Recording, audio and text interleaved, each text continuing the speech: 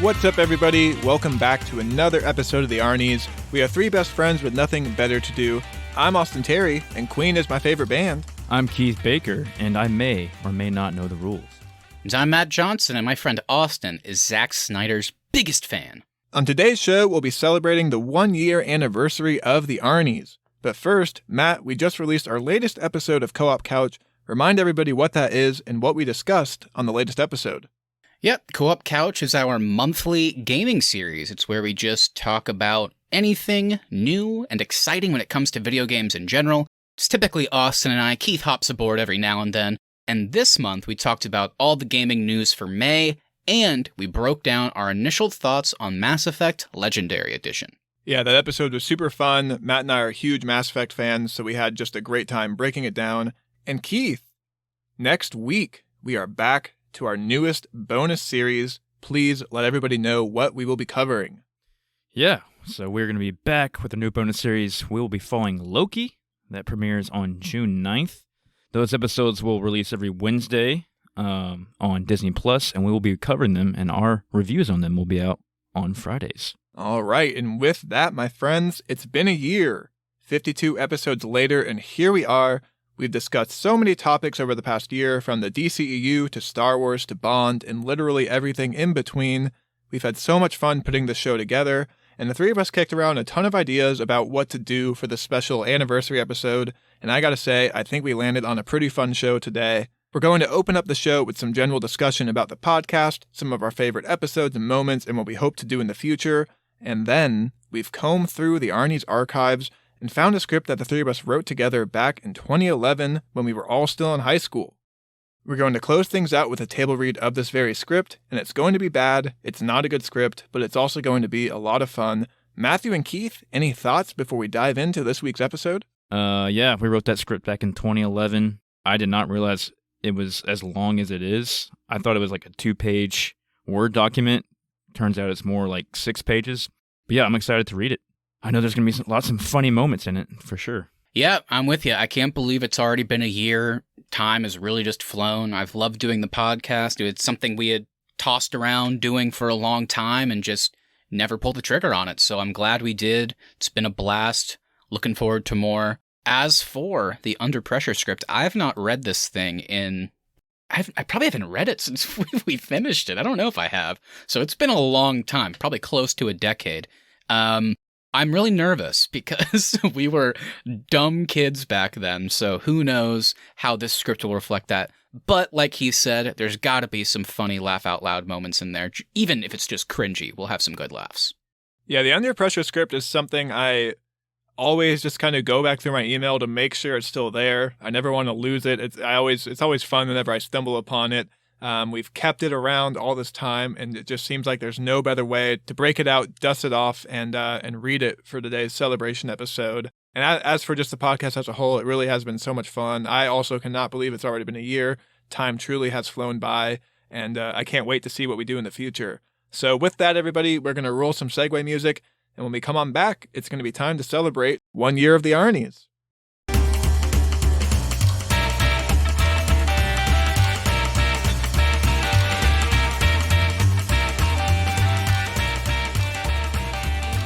All right, guys, so we're going to kind of keep this intro a little bit more casual than we usually do. I just kind of want to know, like, when we first decided to start a podcast, what were kind of your expectations going into this thing, and how have they shifted the more we've recorded and kind of become more experienced being on mic? Oh, man, it's kind of a tough question. I'm trying to, since it has been a year, I don't know if I really thought too much about it. I was like, oh, yeah, let's do a podcast. Honestly, I don't remember us, maybe you guys have more recollection with it, but I don't remember us talking about doing it so much. I just remember Austin called me one day. He's like, we got podcasting equipment now. I was like, oh, cool. Let's do it. And then we started it up, and then I didn't know it was going to be like a weekly thing. I didn't know we were going to have a schedule. I was like, oh, okay, I guess we'll just like, this is something we're just going to try out. But then it ended up becoming what it is. And yeah, I think it's awesome. Yeah, I guess to just kind of elaborate on that, because I don't know if we've told the story on the podcast. I know, I think for me, I've definitely had expressed a lot about wanting to start a podcast. It's just been something, I love podcasts and I just love the medium, and it's always something I wanted to do. And last year for my birthday, my wife actually got me the podcasting equipment and built the Arnies website for us. So she kind of was like, here you go.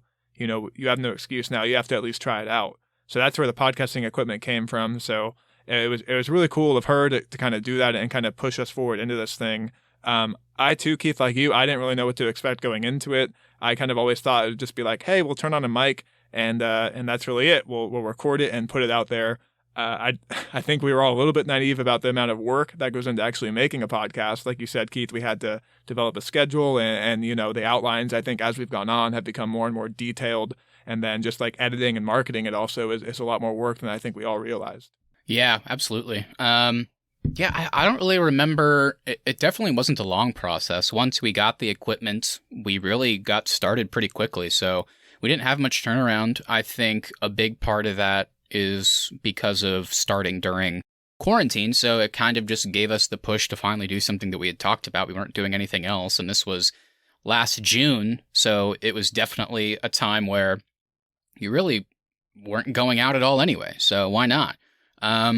And yeah, I'm just really glad we did it. And when it came to what I expected, I'm kind of with you guys. I mean, I'm just such a big fan of podcasts and I'd wanted to do it for a while, but I thought it would be as simple as kind of turning on the mics and just going. And maybe in the beginning, that's what it kind of was, because we've kind of changed all of our setups and the mics and our filters and all that stuff since. So we've certainly gotten better in a pretty short amount of time. And I think we also kind of thought that it would be a lot more impromptu and conversational based on conversations that we have all the time. So it took a little bit to kind of get used to this kind of structure, and kind of took a long time for us to figure out how we wanted to actually put together our episodes and how they should be laid out, how we should move from topic to topic. And that was something that evolved into what it is. And I think we really made something special. So it was definitely a lot different than I expected. And I'm really glad where we're at.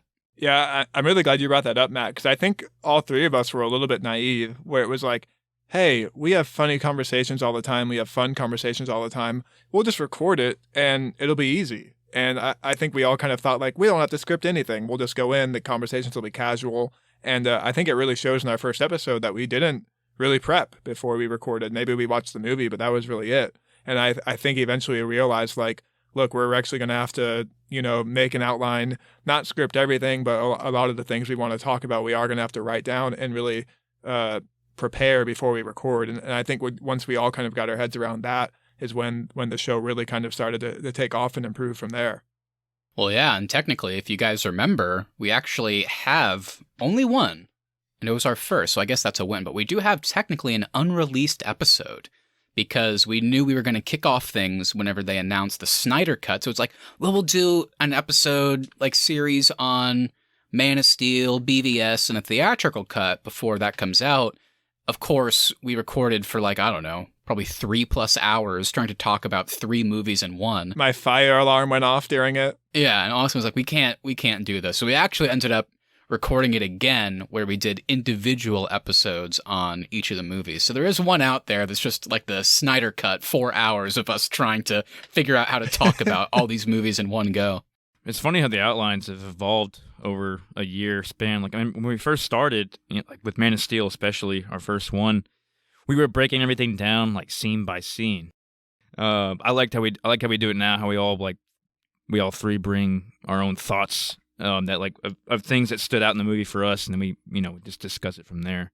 I'm really glad we started spending more time on like trivia and production stuff too, because those are the conversations that the three of us really do have. Like outside the podcast, we all love movie fun facts. We love talking about like behind the scenes stuff. And so I'm really glad we started dedicating time each episode to kind of have those conversations before we actually get into breaking down whatever it is the topic is for that week. And like you said, I think if we hadn't figured that out early, some of our highlight episodes and series and all that wouldn't have happened. I mean, if we had stuck to doing that many movies or TV shows in one conversation, I don't think we would have ever figured out to do the Star Wars like series or the Bond series unless we had like segmented them out to be just one movie per episode. So I'm glad we figured that out early, because it led to some really good content.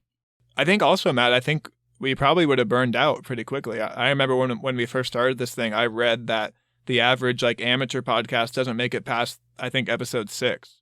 And so a lot of people start podcasting and it burns out pretty quickly. And so I think us realizing really early on that we had to change some things and actually like make it easier on ourselves before we start recording, I think that kind of helped with some of the burnout stuff as well.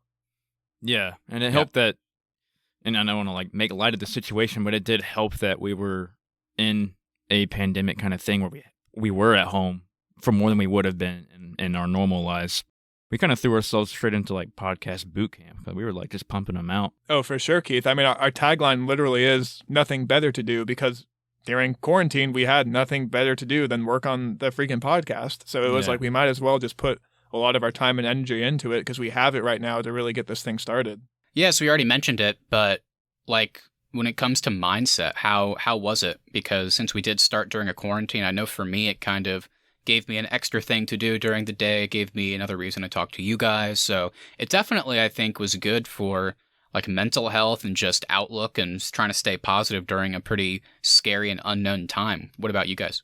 I think it helped a lot too with connectivity, especially at the start of the pandemic. Like everybody was trying to find new ways to hang out with their friends in ways that they normally can't. All three of us live in different parts of the country, of course, so we don't see each other too much.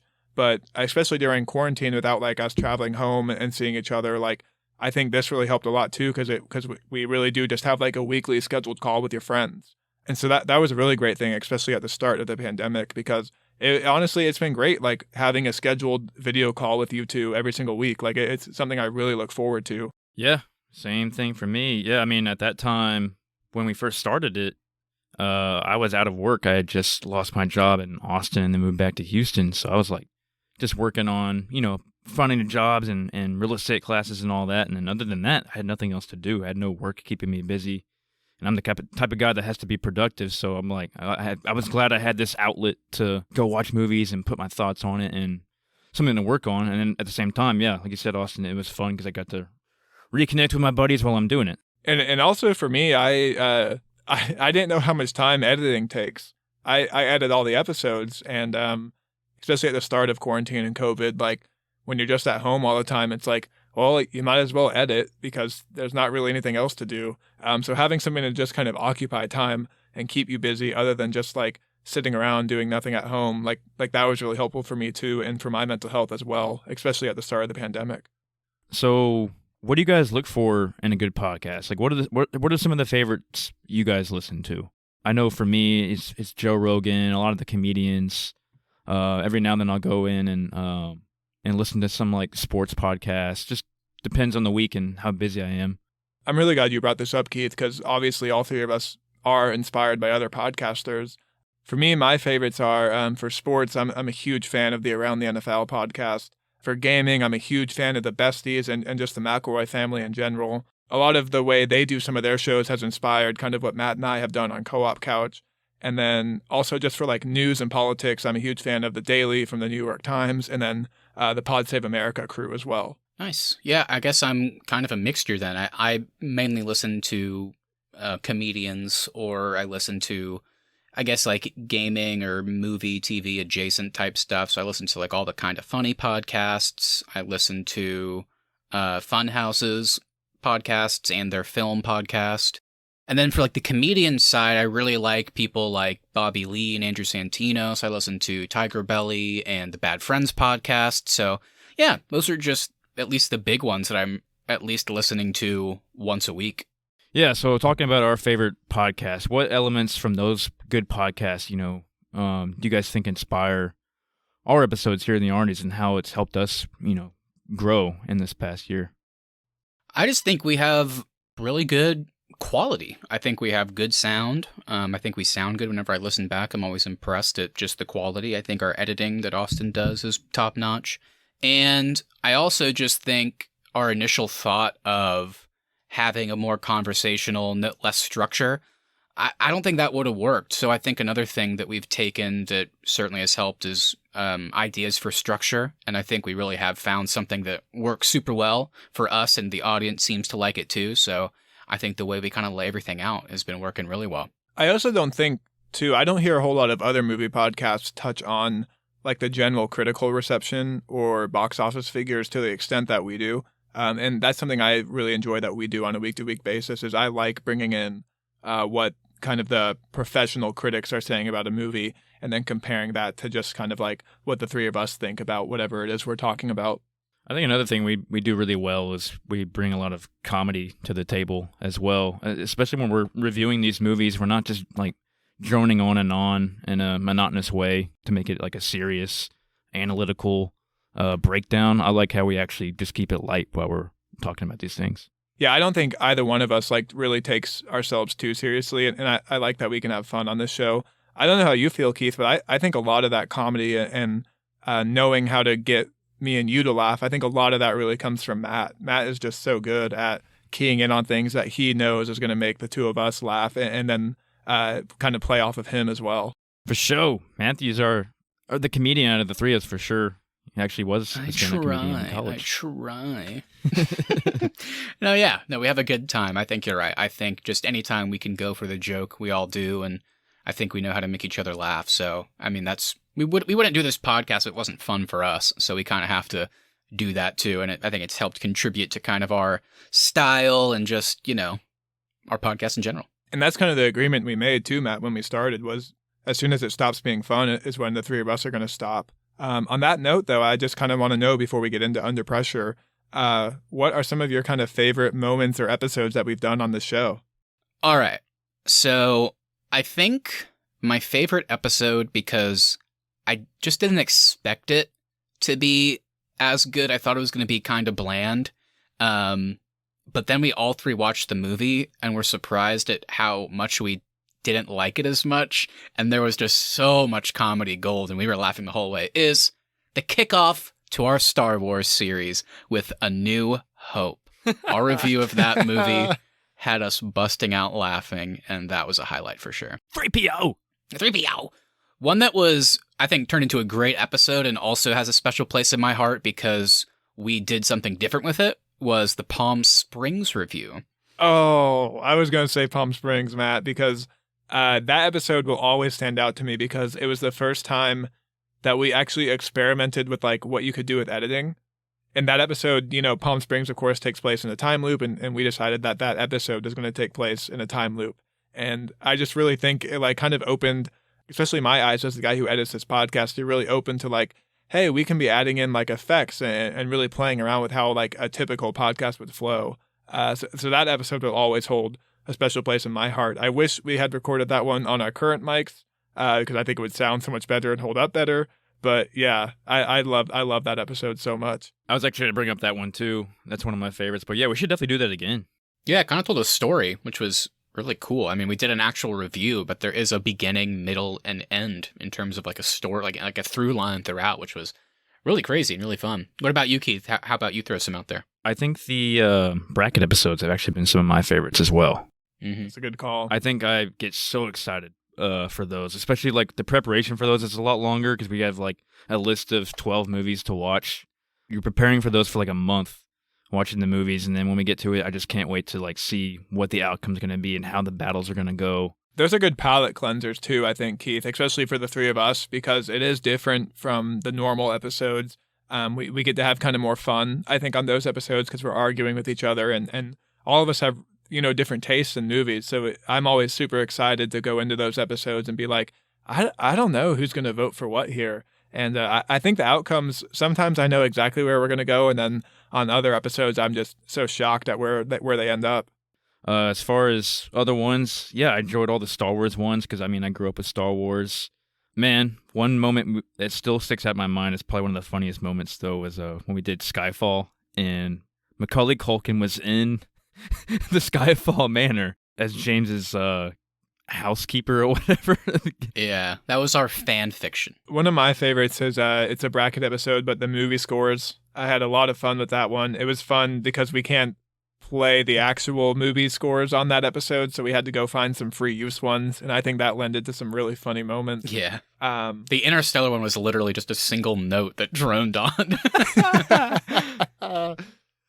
D&D, guys, that was super fun. We, of course, had our special guest, Dungeon Master Nick. Our first time ever playing Dungeons & Dragons. I have actually gone on to continue playing with my in-laws and my wife. So we've had a lot of, that's kind of become like a family event for me after that episode. And I always love episodes where I can go in and play with the editing and add in like effects and like add to the podcast. And so editing those D&D ones for me were super fun because we were kind of creating our own story, and I just had so much fun recording and then also editing those episodes. For sure. I think my favorite ones are always the ones that just have a different experience attached to them. I mean, because we do so many episodes where it's just like we watch a movie or a TV episode or play a game or whatever, and then we just get on the mics and talk about it, which is fun. But the ones that there's a little bit more to it always stick out to me. So like all the ones you guys have mentioned fit that category. A couple others I would mention that kind of fit into that would be a series that we will be bringing back soon. So look forward to that, everybody. But our favorite movies, which basically is a format that we tried out where we each pick one of our favorite movies and then the other two have to watch it, whether they've seen it or not. And then we just all hop on and talk about it. So we did one of my favorites, which was Cloud Atlas. Keith and Austin, it just worked out perfectly. Neither of them had ever seen it. And we talked about it. And I was scared that they would hate it. It would just be kind of a miserable podcast. But you guys really ended up, at least you guys really liked it and were really intrigued by it. So I was just really kind of gratifying for me in that way. In that episode, Matt, before we actually went into it, I really was unsure in my mind if you picked that episode just because you wanted to force me and Keith to watch a 3-hour movie or if you actually loved it. And then whenever I actually sat down and watched it, I was like, oh, I can see why Matt really loves this movie. Yeah, for sure. Well, speaking of 3-hour movies, another one of my favorites was for a 4-hour movie because we all kind of put our headphones on and got in a call and we watched Zack Snyder's Justice League together. And then we talked about it the next day, I think. So that one was fun because we got to enjoy it and laugh at certain moments together. So we kind of shared that experience. Speaking of the bracket series, I kind of singled out the best holiday movie and the best picture as some of my favorites. What about Halloween, though? Halloween has the best ending, they're all great. I think they all are really good. Those were just my two favorites, but I love the Halloween one. I don't even love sports movies, but I love doing that one too. Movie Scores was great. Rom-coms was super fun. The sports one got a little brutal there. Yeah, that one might be like low-key the hardest one, honestly. And then the last one I put on here was more kind of, it just made me happy because it's been a year and we put out an episode recently that I think is just maybe our best episode, and it was our Army of the Dead review. And I think it's just kind of symbolic of how much we've grown and how better we've gotten, because I think that is just a great podcast. I wouldn't even say it's like one of our best. I think it's just a great episode of a podcast about a movie. So yeah, I really like that. And then also I wanted to see if you guys had, like, Keith, you mentioned some favorite podcast moments. Because I made a little list here, and they're pretty short and general. For example, finding out how much Keith really hated Wonder Woman 1984 was a highlight for me. Just in general, making fun of Mark Hamill throughout our Star Wars series was good. I think binging The Haunting of Bly Manor so that we could review it a couple days later was really good. I was going to say, you mentioned experiences, Matt. I know we didn't watch Haunting of Bly Manor together, but I think just the fact that we all had to start that one on a Friday, binge it all to record on a Sunday. And I think just the fact that we all knew that we were all doing that weekend, I think made that episode really fun. And it also was like a really great way to kick off the Halloween month too, especially still being in the pandemic. Yeah, for sure. And then I also, to close out, I put my two favorite Austin quotes. Austin's response to the fact that in Justice League, Aquaman is never near water. He said, he doesn't even use his powers. He just brings a trident and falls a lot. And then, of course, I thought Keith was going to say it earlier when he brought up Skyfall. But of course, I think the hardest I've laughed throughout this podcast was at the end of the Skyfall episode when Keith and I learned that Austin was really uncomfortable and bothered about the shaving scene because whenever Moneypenny shaves him, he describes the cream as dirty. Oh, yeah. We still got No Time to Die coming out. I don't know when, but Speaking of that, though, Keith, I did make a note that I think our best series, or at least my favorite, is our Daniel Craig Bond series. I think that might be my favorite. I think those are all really good. That's my favorite series, too, for sure. It's Bond. I will say I have a favorite Matt moment, and it is Matt complaining about why Kyle Chandler is not in more of the Monsterverse. I don't know why, but something about Matt's little rant in that episode just makes me laugh every time I hear it. I just didn't get it. I think Keith's, like I said, I think me realizing in the middle of an episode how much disdain Keith had for Wonder Woman 1984 was really special. So guys, I know we are all kind of privy to our future schedule. Is there anything that we have coming up that you're really excited? We are going to move pretty quickly into the table read here, but I just want to know the future of the Arnies. We're not going away anytime soon, as far as I know. So anything you're looking forward to coming up? I'll say I'm looking forward to the Loki series. This is our longest break we've had, too, from doing a bonus series. So I'm excited to get back to that format, too. Yeah, and I'll be excited when the Mando comes back, too. I think I'll give some specific examples and then a general thing. So I think the specific ones I'm looking forward to is, like Austin said, getting back into that bonus series format. It's always fun with Loki. That'll be good. One that I forgot, I mentioned it, but I didn't realize how close it is. But Keith, just in a couple weeks, we're doing our favorite movies, and you will be tasked with picking one. So I'm excited to find out what you pick. Yeah, I'm excited. I need to pick a movie. I have a few that I'm tossing around right now. I'm just not sure if I want to pick a newer one or maybe one of my old go-to movies. Okay. All right. I'm excited. And then, my last two, I think I'm really excited to do the best comedies bracket later this month. That'll be fun. I know we've wanted to do that one for a long time, so that should be a highlight, I feel like.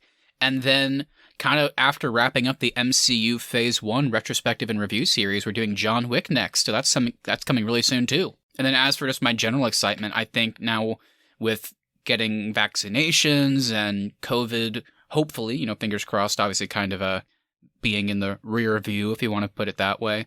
I'm excited for opportunities for us to see movies in theaters, which I think will provide more of a experience that we can translate into the podcast itself. And I think in the future, probably not too far away from now, we can probably record in person here and there. So that should be good too.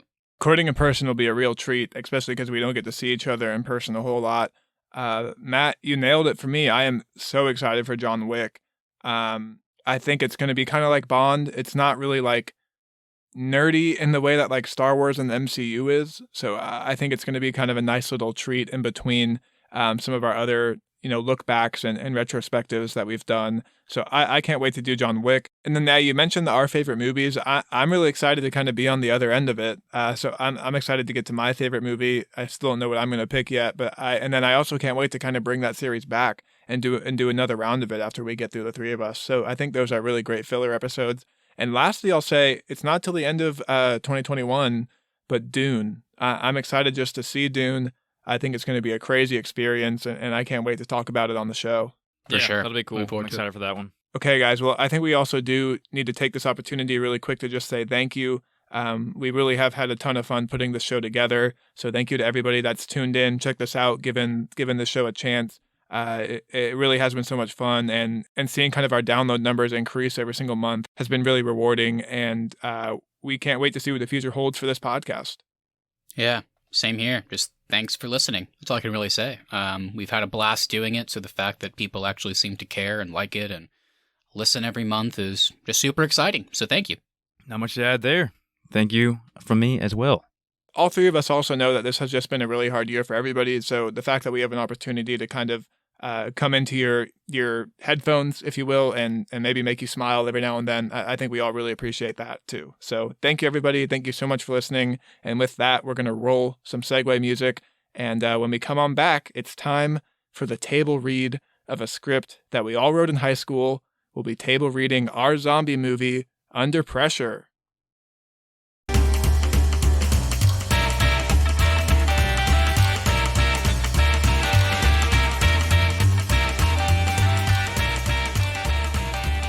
Okay, my friends, let's get into our table read today. Our working title is Under Pressure.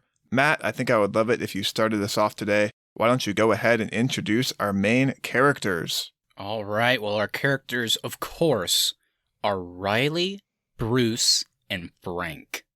Some strong names. So, Under Pressure by Queen plays as the opening credits appear. A truck is seen traveling down an empty road. It is apparent that there are 3 teenagers in the front of the truck and a stranger asleep in the back. So, I mean, right off the bat, we're starting off with some lofty goals here, because we thought we were going to get the rights to Queen's Under Pressure to play for the opening song of our movie. I mean, might as well go as big and dream as big as possible. Do you guys think maybe, if we don't get the rights, that we can maybe get Zack Snyder to fund us a alternative Under there you Pressure go. cover? Okay, all right, we'll do that. There we go. Problem solved already. So, the vehicle comes to a stop as a group of zombies are seen eating a body in the road. Riley, Bruce, and Frank exit the vehicle. Riley grabs the gun from under the seat, Frank grabs the shovel from the bed of the truck, and Bruce grabs his baseball bat. Wow. Then the three of them kill the zombies, and Riley kills the infected man. The screen goes dark, and the words, 2 weeks earlier, appear. The scene opens with the three friends walking down a dock, joking and laughing with each other. It is revealed that the three have spent a week away from home at the lake with no cell service, and seemingly they are out of contact from the real world.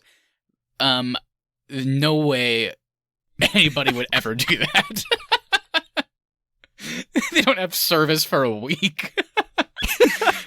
Oh, man. The friends pack up and head home, promising to do it again soon. On the way home, they attempt to get the radio, but no station will work. Thinking a storm must have knocked out the radio towers, they plug in an iPod and continue to drive home. An iPod?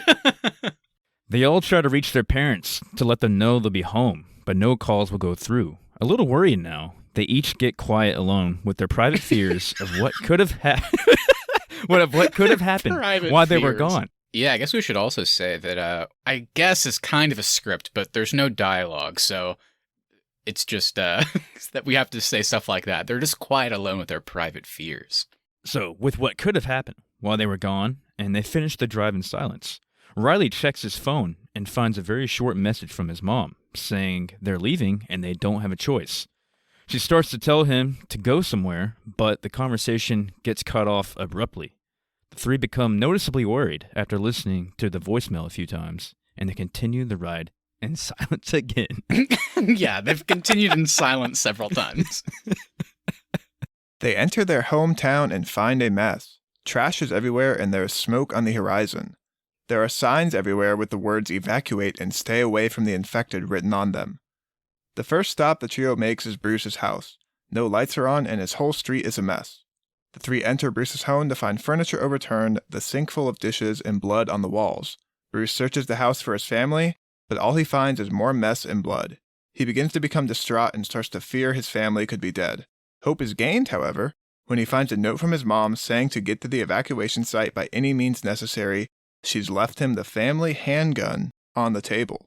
They pull into another neighborhood and find it completely dark. None of the streetlights are on and it seems completely deserted. They enter Riley and Frank's house and find it a little bit more organized, but still noticeable that a struggle has happened. Riley finds a note from his parents saying they had no choice but to leave and the evacuation happened too quickly for them to get a hold of the three. The note continues that they need to get to the coast to be taken to a fleet of ships that have been declared a safe zone. There is another part of the note saying to arm themselves with whatever they can, and the only way to truly kill the infected is to destroy the brain. The three stay the night in the house. After a sleepless night, the three wake up and try to eat, but none of them are really hungry. They are all still in shock from the previous day's events and the new world they've been thrust into. They decide to head to the safe zone despite how long it will take them to get there. They grab a few weapons and the gun. Even with the disappearance of their families, none of them really believe they're going to have to kill anything. They walk outside and see all the stuff they missed while it was dark.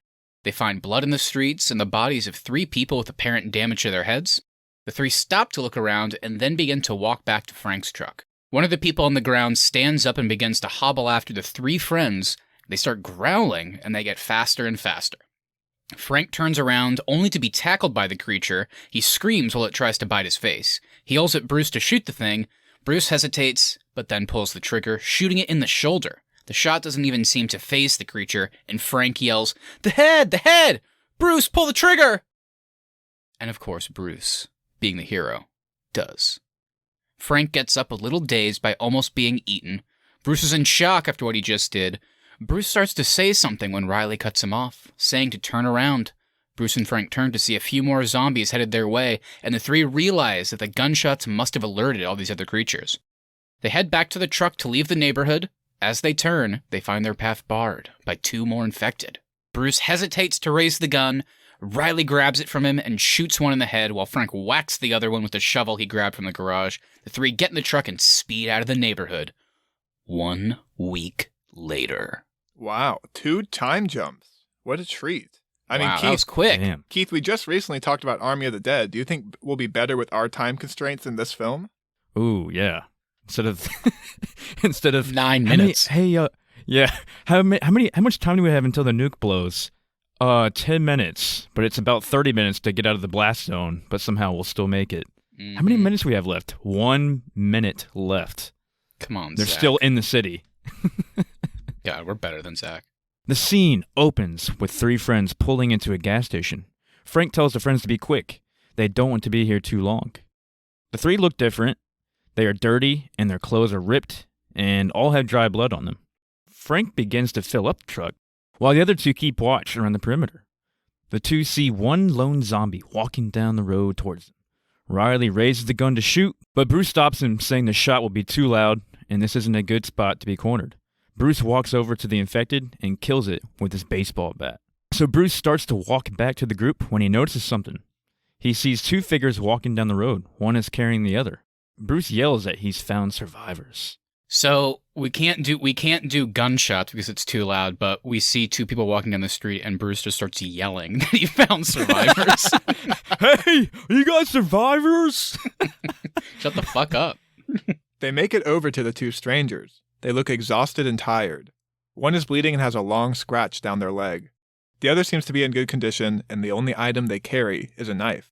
Riley and Bruce help the injured person sit down while Frank talks to the other one. He learns that the 2 have been walking for the past 2 weeks. The 2 were ambushed by another group of survivors, and the only thing they were left with was a knife. When asked how his friend got hurt, all he says is it's a small wound that should heal soon. The group decides to drive down the road and make camp for the night. That night, everyone is awakened by the injured person moaning and jerking around on the ground. Frank says that they must be infected and they're going to have to kill it. The other survivor says no, they can't, and moves in front of his friend. All of a sudden, the new zombie reaches up and tears a chunk of skin out of his shoulder.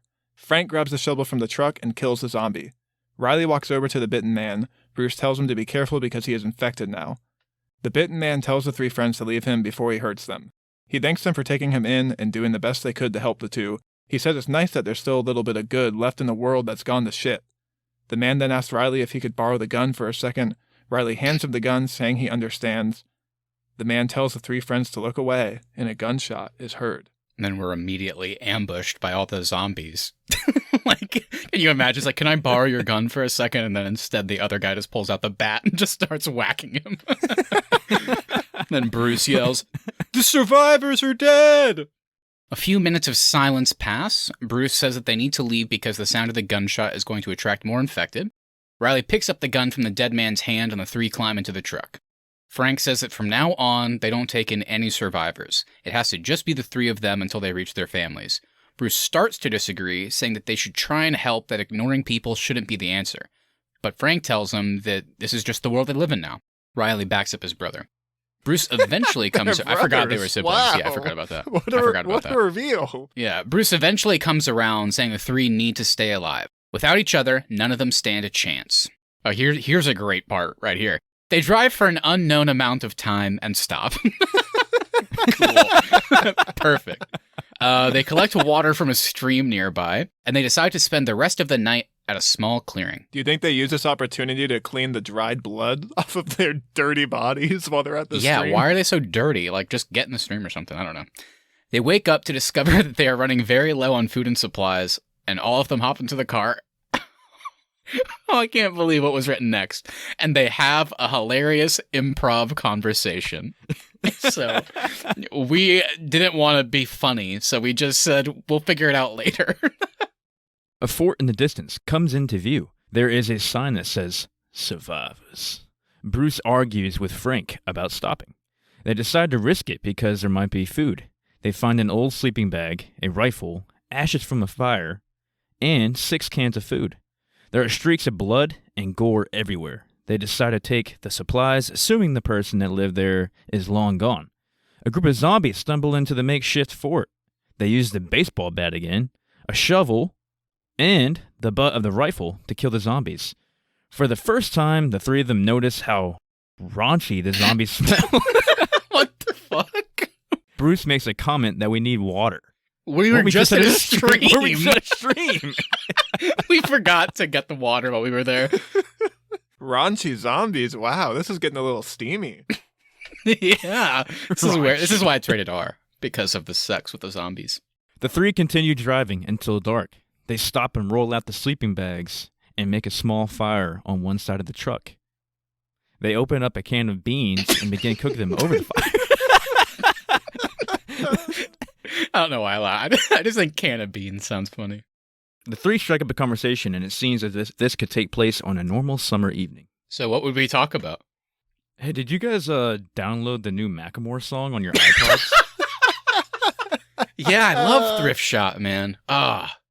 Thrift Shop and Gangnam Style. Those really got us through our time at the lake. Little Somebody That I Used to Know in there. God, those are my three favorite songs of all time. Unfortunately, I can't keep the three of them at the same time on my iPod Touch. I just don't have enough space on it. The screen goes dark and opens up with two sleeping, with one dozing off while apparently on watch. The fire's down to embers. The sound of cracking twigs is heard. The shadow on watch jolts up and wakes up the other two. They pick up the rifle, pistol, and shovel. Riley begins to walk around their makeshift camp when he sees two figures on the edge of the fire's light. He raises his gun and asks if they're infected and who they are. A girl and a kid walk into the light. They are both dirty and their clothes are ripped. Riley yells to the other two Stop yelling! that it's not the infected, but two survivors. Frank tells them they can come in, asking them if they were followed by any infected. The girl says no. They haven't seen hardly any infected since they left their hometown. She tells them that her and her brother are both really hungry and that they've been walking for days. The girl is carrying a bloody crowbar. We could offer them a can of beans or two. Bruce gives the two some food, and then the three step aside and talk about what to do. They decide that they can spend the following day at their camp, and they will decide if they are useful enough to keep along or if they will just be a burden. They walk back over to the two and find them already asleep. The next morning, the three wake up and begin rummaging through their meager supplies to find something to eat for breakfast. They realize that what they have is barely enough to feed the three of them. They look at the two new additions to their group and wonder how the hell they are supposed to feed them as well. Frank wakes up the kid and his sister and hands them a tiny amount of food, saying it's the best they can do at the moment. So what do you think that we handed them, would you guess? I think it's a handful of uncooked beans, because the fire was on embers. Yeah, I guess it would be. Some crunchy raw beans. Here's a bean for you, and here's a bean for you. The two are grateful and eat it quickly. The group of five then gather around the tiny fire that I guess we started again, and the two begin to share their story. They learn that their names are Kate and Tyler. Unlike the three friends, these kids' parents were killed by undead hordes right in front of them, and they barely escaped out of their hometown and then began walking towards the coast, hoping to make it to the safe zone alive. The three then began to share their story of what happened during the 1 week later jump. Oh, that's kind of cool. The truck broke down because parts of the engines were stolen on their first night, and they were nearly overrun at their campsite and again in the auto store that they stole the new parts from. I do like the idea of skipping the 1 week later part and then coming back to it. That's kind of cool in theory. I mean, this is a terrible script or outline for a movie, but we've got some little nuggets in here that are some cool ideas. I mean, keep in mind, we did write this when we were 16, 17, so, we could probably polish it up now. Oh, for sure. Next year, for our 2-year celebration, we'll have an actual version of this script to read. How about that? It becomes apparent that both groups have been through hell together and that they've had to adapt to this doomsday world. Story time is cut short, though, when Bruce notices some zombies headed towards their camp. They all begin to pack up their stuff and they jump in the truck. Kate picks up the rifle and begins shooting at the small group before anyone can stop her. Oh no, Kate, what were you thinking? Frank grabs the rifle from her and tells her the shots are only going to attract more. He angrily throws her in the bed of the truck and tells the two to get in. Keep in mind, we're constantly yelling. So it's not like this is any worse. I just want to make that clear. Bruce and Riley look surprised they're coming with, and Frank says they don't have a choice now. They can't just leave them to die. They take off down the road past the zombies that Kate was shooting at. Bruce notices that 2 of the infected were hit in the head. He points out that Kate is a pretty good shot. As they drive, Riley asks what they're going to do now. They need a game plan, he says. We need a game plan. Bruce says that they're going to need a lot more food and water now. Frank says nothing has changed. They'll follow the same rules and make it to the coast as quickly as they can. Frank also points out that they're going to need gas soon. They come upon a small town. They decide that they're going to enter a house and take as much food and supplies as they can. They find a house with the door unlocked and walk on in. The house is in shambles, and it is evident that there was a fight here. The group goes through the pantry and cabinets, taking whatever food is still good. They get out of the house and load up the truck with their newfound supplies. Bruce looks down the street and sees some infected walking towards them. The door of the house they just raided opens, and more infected start walking down the driveway. Frank tries to start the truck, but the engine won't turn over. Riley yells that they need to leave. We are constantly yelling. That's a good point, Matt. Riley yells that they need to leave or they are going to be surrounded. Frank yells back that they need gas. Bruce goes to the bed of the truck and tosses Kate the rifle. He grabs the bat and hands Riley the pistol. Kate tells Tyler to get in the truck and stay there. Frank says he is going to check the garage for a gas can and see if he can get enough to get the truck started. Bruce says that he and Kate will hold them off as best they can while Frank and Riley check the garage. Frank opens the garage and an infected hand reaches out and grabs Riley's foot. Riley falls and drops the pistol. Riley starts kicking the creature with his other foot while Frank grabs the pistol. Frank turns and shoots it in the head. He helps Riley up and the two enter the garage. They hear the shots of Kate's rifle and the thwacks of Bruce's bat coming from the outside. They see two gas cans sitting in the corner. They both run to them and pick them up. Luckily, they are both full. Ooh, thank God. It is lucky. All of a sudden, they hear Kate screaming. They sprint back to the truck to find 4 dead zombies and a few more headed towards them. Tyler is being grabbed by 2 of them.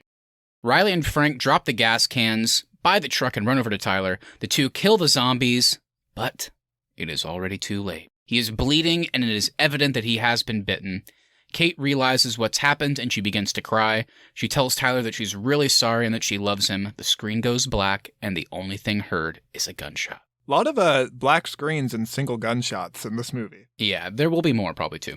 The next scene opens up with the group of 4 standing over an unmarked grave. Wow, I wonder how elaborate it is. It sounds like it has a fucking tombstone based on that. The house was right next door to a morgue, so that we found a couple tombstones left over. All 3 of the friends tell Kate that they are so sorry and that Tyler seemed like a nice kid and that they liked the way he ate beans, maybe. We don't know anything about him. Tyler has no lines of dialogue in this movie. She thanks them, but it's apparent the words don't do much. The 3 give her some space and talk off to the side. Frank asks Bruce what happened, and he tells them that Tyler got out of the truck and grabbed the crowbar to try and help fight, but he was just too small and was overpowered. They all get quiet for a few minutes. We all get quiet for a few minutes while a moving song plays. Okay, what song do you guys think it should be? The Funeral by Band of Horses. Bittersweet Symphony by The Verb. Okay, that's a good one. How about I Still Haven't Found What I'm Looking For by U2? Oh, get some U2 in here. I like it. Frank then walks over to Kate and tells her it's time to go. They get back on the back roads and drive for a while. The opening scene then plays again. We're back. The 3 walk back to the truck, where Kate has been awakened by the gunshot. Frank tries to start the truck, but it's finally run out of gas. There's just enough battery for the air and radio to turn on. All of a sudden, they hear a broadcast come over the radio. There's a voice saying that if there's any survivors left in the area, they need to get to the docks as quickly as they can. Every time they send a team out to ferry survivors, it becomes more and more dangerous for the rescue crews. The voice says that there will be one more team going out in 2 days, and that will be the final one. You have 2 days, the message repeats. I do like the idea of just the rescue and emergency response teams just going, nope, it's too hard. We give up. See you later. Sorry. Yeah. Sorry. The truck engine dies. The group grabs what they can carry and checks the map. They find that they are 30 miles away. A little optimistic. They believe they can make it. They look way down the road and see a mass of zombies following them. They realize they must have heard the gunshot from the earlier encounter. They start walking faster and eventually break into a jog, doing what they can to put as much distance between them and the horde before nightfall. The group cuts off from the road into the woods and decides to make camp for the night. They don't make a fire and have a sleepless night in the woods. The next morning they check the map and see that they only have 10 miles to cover until they reach the coastal town and safety. The next scene shows the survivors entering a coastal town. They all relax when they realize they've made it. They begin talking and joking with each other. Happy music plays. All right, guys, we got another musical choice here. What's our happy music? Well, hold on. Before that, we have to... What joke is gonna... It says that we're laughing and joking with each other, so what's the joke that breaks the tension, do you think? Too bad Tyler's not here. Oh, Tyler would have loved this place. They have lobster roll. Hey, what's up? What? Chicken butt. What the fuck? Oh my god. Okay, so now the happy music that plays, what song are we going to have in, like, as we can be seen laughing and joking with each other? Happy by Pharrell Williams. Little do we know at the time that's actually what you meant. There's going to be a song in a few years called Happy, and that will play. What do you think, Keith? What should it be? Lovely Day by Bill Withers. What about Here Comes the Sun by George Harrison? Oh, I like and the that Beatles. idea. Here comes the sun.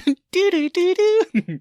They turn a corner, though, and find a huge mass of zombies. The music cuts off, and everyone gets quiet, and they have to revisit their private fears, I guess. The group stares for a few minutes, a little in shock. The zombies all start moving towards them, and the group turns to sprint away. Riley sees a parking garage and yells for the group to head for the roof. The next scene shows the group running atop the garage. They hear the moaning of the zombies from below, and they see a few cars on the roof and roll them to make a makeshift barricade. Wow, I guess we're pretty strong. They then wait. Slowly, zombies come around the corner and bang against the cars. They pick off the first few and decide to save their ammo. They move to the edge of the garage and see a door. They try to open it, but it's locked. They wait the night out, listening to the moans of the undead, and the next morning they wake and find the mass has grown even more. A few begin to pile over the cars and start to move towards the group. Kate and Riley start shooting, and Bruce throws his body against the door trying to get it open. Frank picks up his shovel and gets ready to hit the approaching zombies. Riley and Kate run out of ammo just as Bruce gets the door open. They all grab their bags and run down the stairs, followed by the zombies. The undead screams echoes down the stairs as they run. They bust out of the garage and begin to sprint down the road towards the docks. It's a long run through the town, and they eventually lose the zombies. They run through the residential areas and finally make it to the docks. They set their gear on the beach and find a sign on the edge of the dock saying the boats have left. No, they say. They were too late. Kate walks to the beach to grab their bags, and the last shot is the three friends standing on the dock in silence. With their private fears. We should just call it Private Fears. Under Pressure is out, Private Fears is in. Under Pressure, Private Fears. That's good. Cut to black. The last thing heard is Kate scream. The credits roll. Wow, will there be a sequel? God, I hope so. All right, guys, as we've kind of stated in the intro, it's been a long time since we wrote this script. What did you think doing a little table read all these years later? What are your thoughts on our writing abilities back in high school? Really bad. It's fun to revisit and go back through it.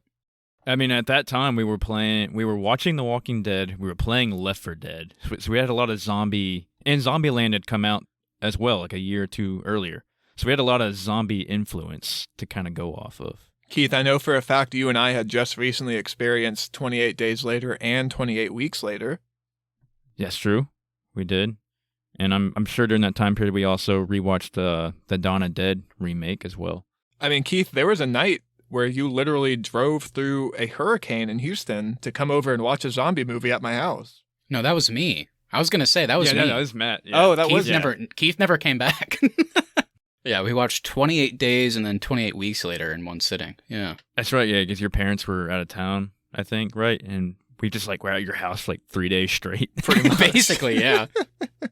All right, guys. Well, we are going to start closing out this little 1-year anniversary episode. But of course, we love to give out awards on this show.